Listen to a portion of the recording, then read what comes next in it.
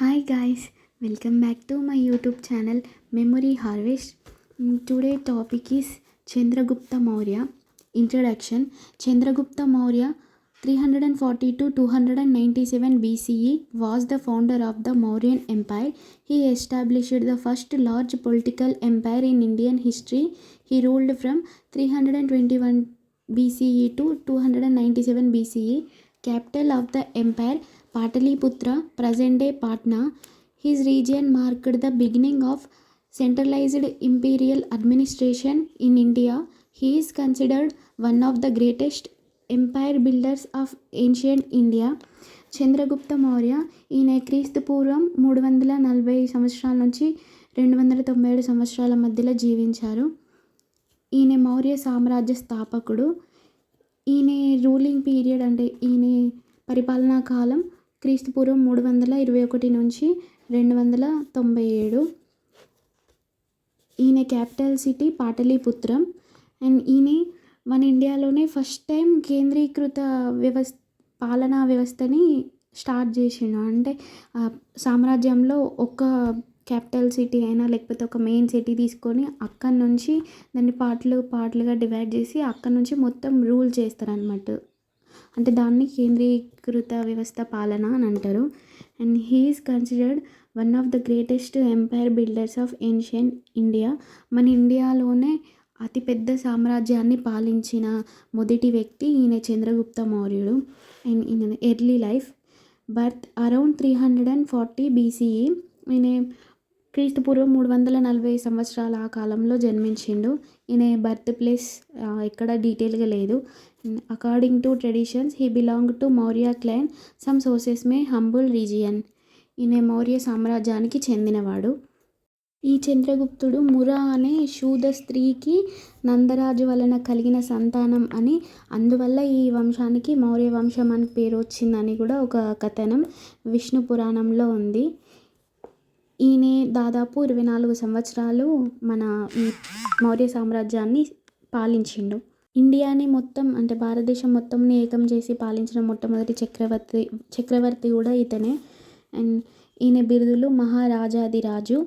And second one Sandrokottos. దీనిని గ్రీకు చరిత్రకారుడు ప్లూటార్క్ ఈ పేరు పెట్టిండు. And third one Piyadassi. He was the mentored by Chanakya, also called Kautilya or Vishnugupta. ఈయన చంద్రగుప్త మౌర్యుని యొక్క మంత్రి విష్ణుగుప్తుడు. ఈయననే చాణక్యుడు అంటారు, ఇంకా కౌటిల్యుడు అని కూడా అంటారు. Role of Chanakya, political strategist, author of Arthashastra, helped Chandragupta overthrow the Nanda dynasty. ఈ చాణక్యుడు ఈయనకి మంత్రిగా వ్యవహరించిండు. ఈయన పొలిటికల్ స్ట్రాటజిస్ట్ కూడా. అంటే ఈయన రాజ్యాన్ని ఎట్లా పరిపాలించాలి, ఎట్లాంటి స్ట్రాటజీస్ వేయాలి, ఇవన్నీ ఈయనకి చెప్పిండు అనమాట. అంటే ఈ చంద్రగుప్త మౌర్యుడికి చాలా హెల్ప్ చేసిండు రాజ్య పరిపాలనలో. అండ్ ఈయన నందా డైనస్టీని గెలవడంలో కూడా ముఖ్య పాత్ర వహించిండు. And overthrow of Nanda dynasty. At the time Dhanananda ruled Magadha. Chanakya organised rebellion. Chandragupta defeated Nanda rulers around 321 BCE. This marked the foundation of Mauryan Empire. అంటే ఈ చంద్రగుప్త మౌర్యుడు పరిపాలించే కాలంలోనే ఈయన ధననందుడు మగధ సామ్రాజ్యాన్ని పరిపాలిస్తుండు. సో ఆ టైంలో చాణక్యుడు ఈ ధననందుని మీద విజయం సాధించడానికి చంద్రగుప్త మౌర్యునికి హెల్ప్ చేసిండు అనమాట. ఈ చాణక్యుని సహాయంతో ఈ ధననందుని చంద్రగుప్తుడు ఓడించి మౌర్య సామ్రాజ్యానికి స్థాపించుకోవడానికి ఈయన ఒక ఫౌండేషన్ వేసుకున్నాడు అనమాట. ఈ ధననందుని మీద క్రీస్తు పూర్వం 321 సంవత్సరంలో ఈయన చంద్రగుప్త మౌర్యుడు విజయం సాధించిండు. And expansion of Mauryan empire, conquest of Magadha, defeated Nanda dynasty, captured Pataliputra. ఈయన ఈ మగధ సామ్రాజ్యంలో ఉన్న ధననందుని ఓడించిన తర్వాత ఈయన పాటలీపుత్రంని సొంతం చేసుకున్నాడు. Next north western India. After Alexander the great died in 323 BCE, his governors ruled north west India. Chandragupta defeated these Greek satraps and gained Punjab, Sindh, Afghanistan regions. ఈయన అలెగ్జాండర్ క్రీస్తుపూర్వం 323 సంవత్సరంలో చనిపోయిండు. సో, ఈయన తర్వాత ఈయన గవర్నర్స్ అంటే సైన్యాధ్యక్షులు ఎవరైతే ఉన్నారో వాళ్ళు మన భారతదేశంలో ఉన్న అక్కడ వాయువ్య ప్రాంతంలో ఉన్న ప్రాంతాలని వీళ్ళు రూల్ చేసేటోళ్ళనమాట. సో, అప్పుడు ఈయన చంద్రగుప్తుడు వీళ్ళందరినీ ఓడించేసి పంజాబ్‌ని, సింధ్ ఇంకా ఆఫ్ఘనిస్తాన్ ఆ ప్రాంతాలు ఏవైతే ఉన్నాయో వాటన్నిటిని సొంతం చేసుకున్నాడు. War with Seleucus conflict with Seleucus Nicator in 305 BCE result of treaty Seleucus ceded territories Afghanistan, Baluchistan, parts of Iran. In return, Chandragupta gave 500 war elephants. ఈయన మగధలో మౌర్య వంశ స్థాపన తర్వాత చంద్రగుప్త మౌర్యుడు ఈ భారతదేశ వాయువ్య ప్రాంతాలను పాలిస్తున్న గ్రీకు పరిపాలకులను ఓడించి విముక్తి కలిగిస్తాడు కదా. దాని తర్వాత ఈయన సెల్యూకస్ నికేటర్ ఈయన మళ్ళీ వాయువ్య ప్రాంతాలలో ఈ చంద్రగుప్తుడు గెలిచిన ప్రాంతాలలో మళ్ళీ తిరిగి గ్రీకు పాలనను నెలకొల్పుతాడనమాట. సో, అందువల్ల క్రీస్తుపూర్వం 305 సంవత్సరాల్లో వీళ్ళిద్దరి మధ్యలో యుద్ధం జరుగుతుంది.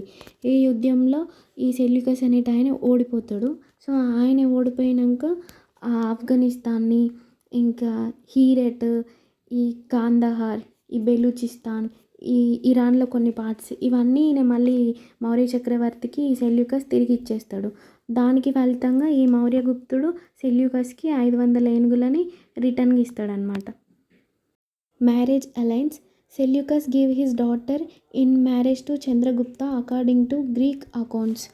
ఈయనకి 500 ఏనుగులు ఇంకా ప్లేసెస్ని వీళ్ళు ఎక్స్చేంజ్ చేసుకున్నాక ఈయన సెల్యూకస్ ఆయన కూతుర్ని చంద్రగుప్త మౌర్యుడికి ఇచ్చి మ్యారేజ్ చేస్తాడు. ఆయన కూతురు పేరు Helena. Next Maurya empire territory. The empire extended over Afghanistan, Pakistan, north India, Gangetic plains, parts of central India.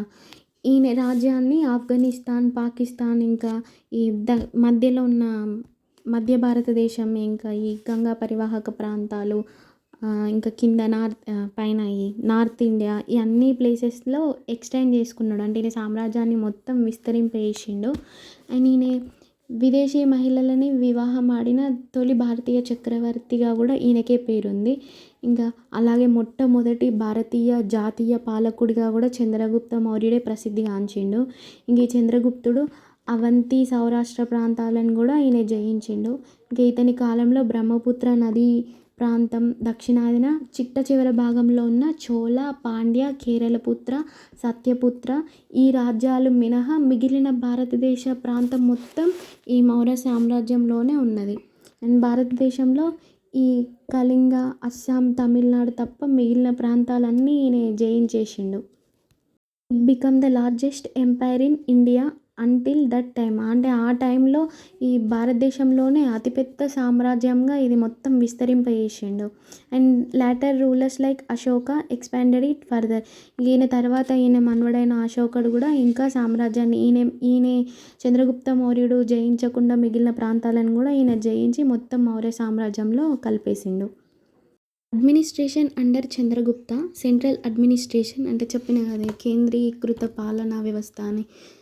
King was assisted by council of ministers, important officials, amatyas, ministers, mahamantras, adhyakshas, department heads.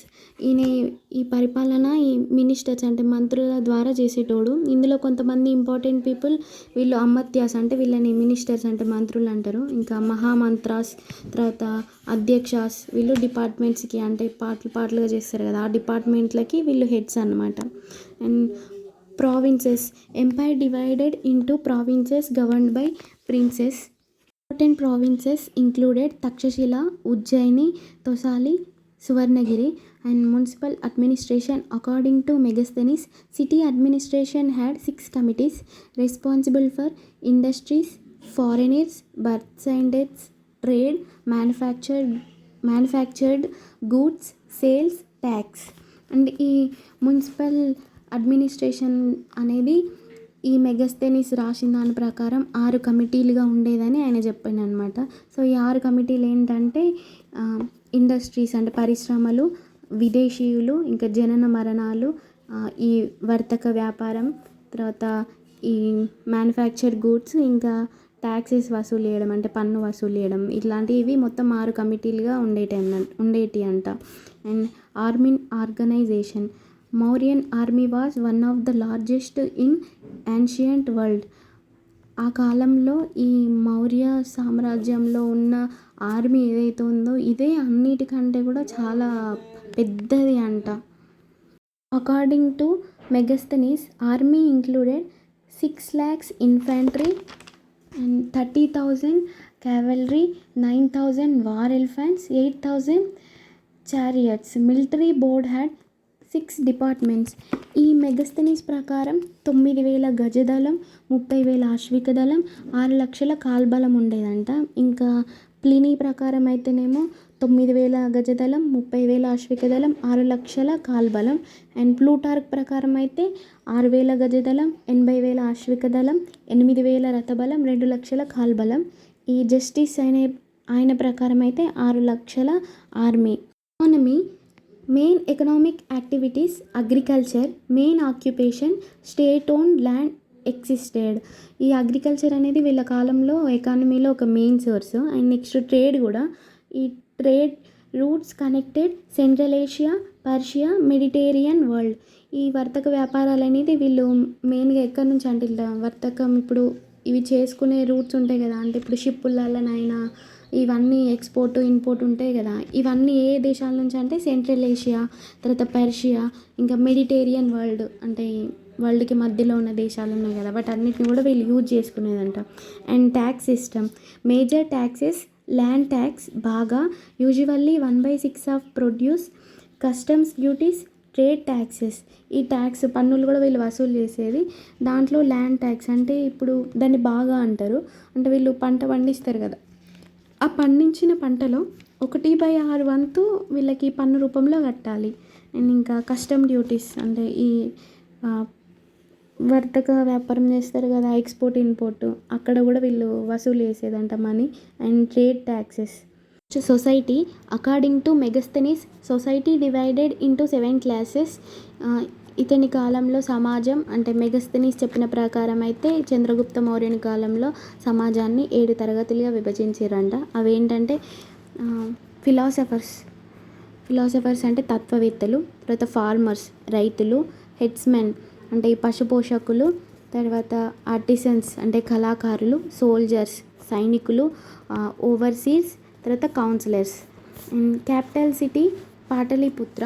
Megasthenes described Pataliputra as one of the largest cities of the ancient world, surrounded by wooden walls, 64 gates, 570 towers. It was located near the confluence of Ganga river and Sun river.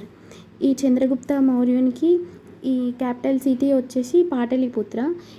దీన్ని ఈ Megasthenes describe చేసిన దాని ప్రకారం ఎలా చెప్తుందంటే, ఈ city అప్పుడున్న ancient వరల్డ్లో మొత్తానికి పెద్ద పెద్ద సిటీస్ ఉంటాయి కదా, దాంట్లో ఈ సిటీ పాటలీపుత్ర కూడా ఒకటంట. అండ్ ఇది మొత్తం చుట్టూ ఈ చెక్కతోని కట్టిన గోడలతోనే ఉండేదంట. దానికి 64 గేట్లు, ఇంకా 570 టవర్లు కూడా నిర్మించారంట. అండ్ ఇది ఎక్కడుందంటే గంగా రివర్ ఇంకా సన్ రివర్కి మధ్యలో ఉన్న దగ్గరి ప్రాంతంలో ఈ పాటలీపుత్రం ఉండేదంట. Next religious life. Later in life Chandragupta accepted Jainism. He become disciple of Bhadrabahu due to famine in Magadha. He migrated to Shravanabelagola in Karnataka. ఈయన చంద్రగుప్త మౌర్యుడు తర్వాత కాలంలో ఈయన జైనిజంని తీసుకున్నాడు. ఈయన గురువు భద్రబాహు. అండ్ ఈయన తర్వాతి కాలంలో ఈయనతోని భద్రబాహుతోని కలిసి శ్రవణ బెలగొల అనే ప్రాంతంకి వెళ్ళిపోయిండు. ఈ ప్రాంతం కర్ణాటకలో ఉంది. And next his death. Chandragupta died around 297 BCE according to Jain tradition. He perform sallekhana fasting an to death at శ్రవణ బెలగొల. ఈయన ఎప్పుడు చనిపోయినంటే క్రీస్తు పూర్వం 297 సంవత్సరంలో ఆ కాలంలో చనిపోయినట్టు తెలుస్తుంది. సో ఈయన జైన సంస్కృతి ప్రకారం చనిపోయిండు. అంటే ఈ సల్లేఖన అనేది చేసి చనిపోయిండు. అంటే సల్లేఖన అంటే ఏంటంటే దేవుడికి ఇట్లా వాళ్ళ ఆత్మ ఐక్యం కావడం కోసం ఫాస్టింగ్ చేస్తారు. అంటే ఏం తినకుండా ఏం తాగకుండా అట్లనే ఉండి చనిపోతారు. దాన్ని సల్లేఖన అని అంటారు.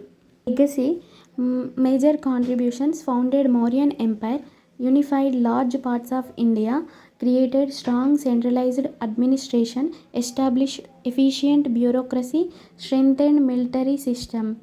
ఈయన మౌర్య సామ్రాజ్యంకి స్థాపకుడు. ఇంక ఈయన భారతదేశాన్ని మొత్తం కలిపి పరిపాలించిన ఫస్ట్ చక్రవర్తి ఈయననే. ఇంకా క్రియేటెడ్ స్ట్రాంగ్ సెంట్రలైజ్డ్ అడ్మినిస్ట్రేషన్, అంటే ఈయన ఈ కేంద్రీకృత పరిపాలనా వ్యవస్థని ఈయనే ఫస్ట్ స్టార్ట్ చేసిండు. అండ్ దాన్ని ఇంకా చాలా స్ట్రాంగ్గా ఫౌండేషన్ వేసిండు దానికి. నెక్స్ట్ ఈయన పితృస్వామ్య వ్యవస్థని అశోకుడి కంటే ముందే స్టార్ట్ చేసి దాన్ని అలా పితృస్వామ్య వ్యవస్థతోని పరిపాలించింది కూడా చంద్రగుప్త మౌర్యుడే. ఇంకా ఈయన సైన్యం చాలా ఎక్కువ మొత్తంలో చాలా స్ట్రాంగ్ అయిన సైన్యంని ఈయన తయారు చేసుకున్నాడు. ఇంకా his empire laid foundation for the golden age under Ashoka. ఈయన అశోకుడి కంటే ముందే ఒక స్వర్ణ యుగ సామ్రాజ్యంని ఈయన తయారు చేసి పెట్టుకున్నాడు. నెక్స్ట్ ఈ శ్రావణ బెలగొల వద్ద గల జైన దేవాలయంను చంద్రగుప్త బసది అని పిలుస్తారు. ఇంకా ప్రాచీన భారతదేశ చరిత్రలో మొదటిసారిగా విస్తృతంగా రహదారులను నిర్మించిన ఘనత కూడా చంద్రగుప్త మౌర్యునికే దక్కుతుంది. ఇంకా చంద్రగుప్త మౌర్యుని సింహాసన త్యాగం కారణంగా సింహాసనంను అధిష్ఠించిన మౌర్య రాజు బిందుసారుడు. ఇతడు క్రీస్తుపూర్వం 310 సంవత్సరంలో పాటలీపుత్రంలో స్థూలభద్రుడి అధ్యక్షతన మొదటి జైన మత పరిషత్ను ఏర్పాటు చేశాడు. Sources of information. Greek sources. Megasthenes, Greek ambassador at Mauryan court.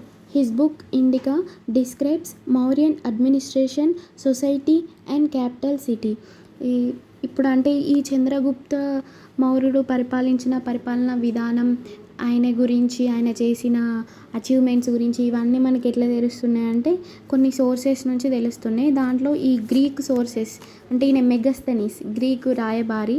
ఈయన ఈ మెగస్తనీస్ ఇండికా అనే బుక్ రాసిండు. సో దీంట్లో ఈ మౌర్య సామ్రాజ్యం అంటే ఈయన చంద్రగుప్త మౌర్యుడు ఎట్లా పరిపాలించిండు, ఆయన కాలంలో ఆ సమాజం ఎట్లుంది, ఆయన క్యాపిటల్ సిటీ ఎట్లుంది, ఇవన్నీ ఈ మెగస్తనీస్ రాసిన ఇండికా బుక్ నుంచి మనకు తెలుస్తుంది. Next Jain sources.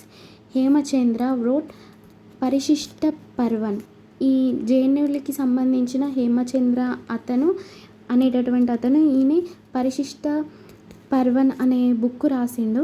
Jain text say Chandragupta become a Jain monk later.